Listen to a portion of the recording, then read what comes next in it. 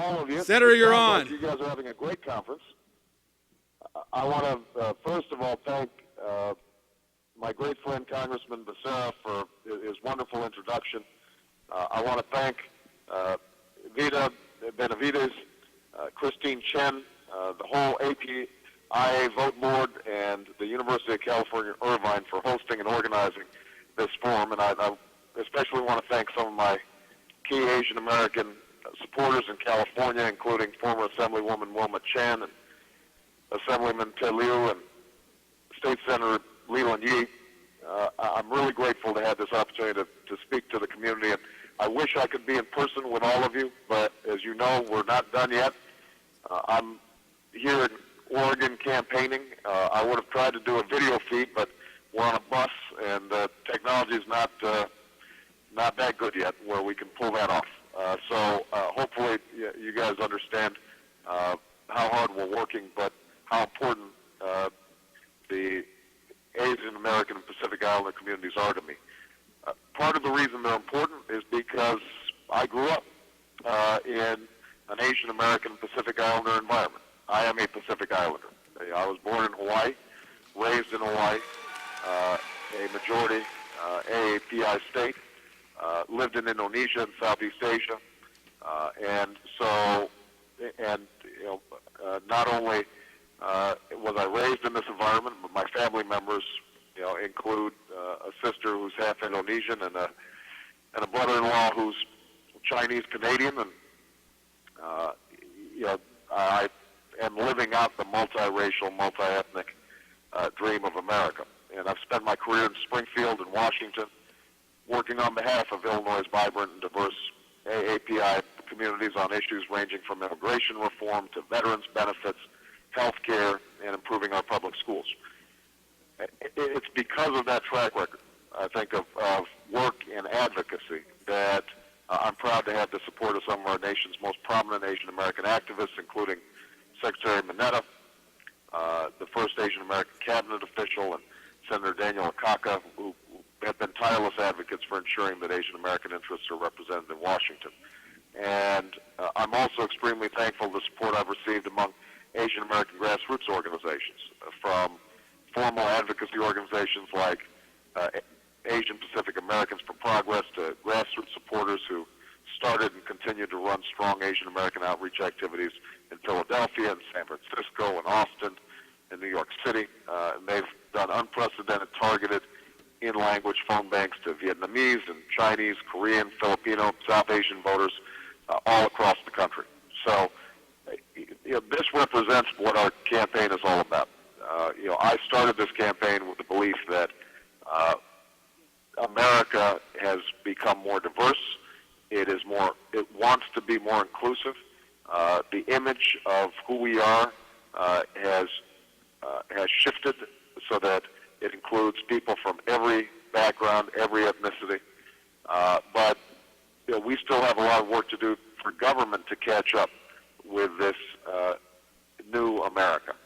And part of what our campaign has been about is attracting and bringing people into the process in unprecedented and new ways, making sure that their voices are heard, making sure that your voices are heard when it comes to issues like healthcare disparities, when it comes to issues like family reunification, when it comes to issues of breaking down glass ceilings that still exist both in the private and the public sectors, when it comes to enforcement of civil rights, when it comes to issues of economic opportunity and educational opportunity that in many cases still elude too many Asian American Pacific Islanders. So I hope that all of you understand how central you are to this campaign and the kind of coalition that we're trying to build.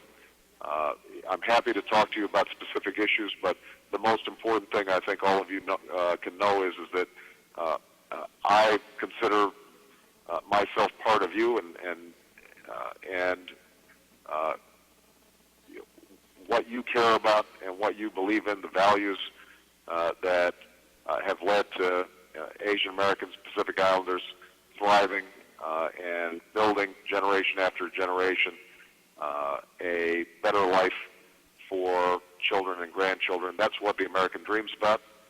You represent that. That's what I'm fighting for in this campaign. And if we work hard in the months to come, then I'm confident that we can have a government that reflects those same values, those same ideals. So I'm grateful to all of you for what you're doing. And with that, let me stop and just let you know, actually, before we start taking questions, let me just make a couple more comments about specific issues that I know you're concerned about. Healthcare. I know that many of you have been advocates because your communities are underserved when it comes to healthcare. We have put forward a universal healthcare plan that I intend to pass by the end of my first term as president. I want to work with employers, if they're providing healthcare to their employees, people who have healthcare, to lower premiums by up to $2,500 per family per year. But I also want to make sure that people who do not have healthcare are able to purchase healthcare that is at least as good as the healthcare I have as a member of Congress. And healthcare that emphasizes prevention, that emphasizes regular checkups and screenings, and that's particularly important when it comes to some of the healthcare disparities that exist out there right now. And we've got to make sure that they're done in a way that is culturally appropriate and where we're reaching out to new immigrant communities in ways that all too often the healthcare system leaves out. Another priority is making sure that we have voting rights and voting access for Asian Americans and Pacific Islanders. This is something that I've worked on since I was a young lawyer, working as a voting rights attorney in Chicago. And I've been a strong voice in the United States Senate for increasing protections for voters and the reauthorization of the Voting Rights Act. I fully support the funding of the Helping America's Vote Act to ensure that minority voters can fully participate in our democracy. That's an issue I know you guys have been active on. It's something that we're going to make a priority when I'm president. I've been a leading voice for comprehensive immigration reform, and I intend to reduce the bureaucratic inefficiencies that plague our immigration system. I have worked to make sure that we retain a strong family unification program, and I believe that we've got to reform the H-1B visa program so that people who have the skills and the talents that are going to help build America are able to get into this country and stay in this country without concern.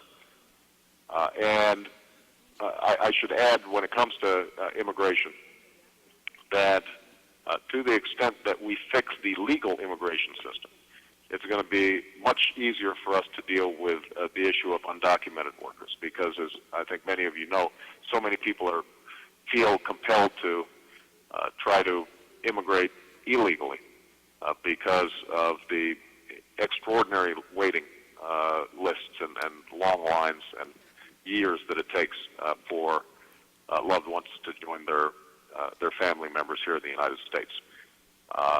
In terms of making sure that we are making college more affordable, obviously there is a perception, some of it very justified, that Asian American Pacific Islander children are doing better than average when it comes to school. But the fact is that there are wide discrepancies in terms of performance within various Asian subgroups, and there are a lot of Asian Americans and Pacific Islanders who are in poor schools and are doing poorly and are having difficulty financing college educations. And so agendas to improve K through 12 education through paying teachers more, giving them higher, better professional development, making sure that English language instruction is matched with the need for children who are coming to this country without English being spoken in the home, that those programs are in place, and then making sure that college is affordable with a $4,000 tuition credit, an opportunity credit to ensure that all young people in America can afford to go to college, $4,000 every student every year in exchange for community service. That, I think, is something that can be extraordinarily helpful in allowing Asian American and Pacific Islanders to continue to pursue their American dream.